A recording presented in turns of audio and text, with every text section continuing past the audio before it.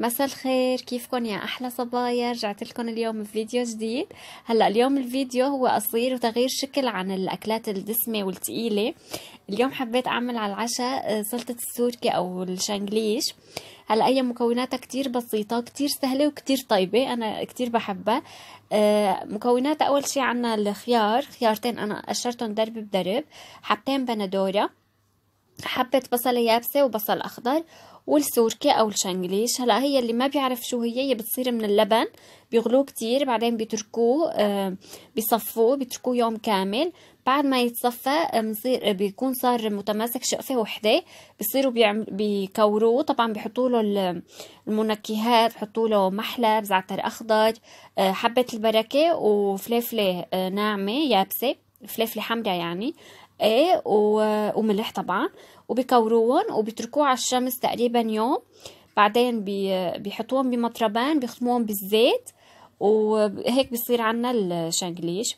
هلا في عندي البهارات نعناع وفليفله حمراء وملح. هلا صبايا انتم بتقدروا تحطوا له زعتر اخضر، بس انا بحب احط له نعناع، والزيت طبعا ما بصير بلا.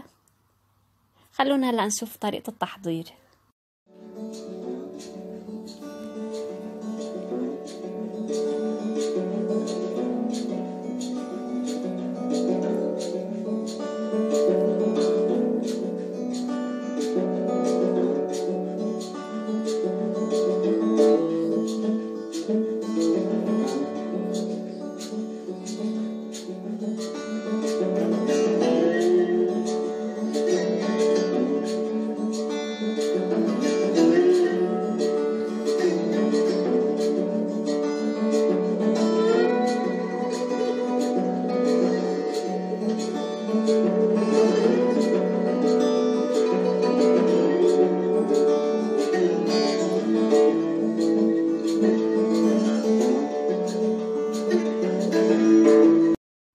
صبايا هلا انا حسيت الكميه رح تطلع كتيره، فنحن شخصين بس، وانا بصراحه ما بحب يزيد عندي اكل ابدا، فما فرمتهم كلهم. مثل ما شايفين تركت حبه بندوره، والبصل هي اصلا كبيره، انا ما تواجد عندي بصله صغيره فاضطريت استعمل لنصها.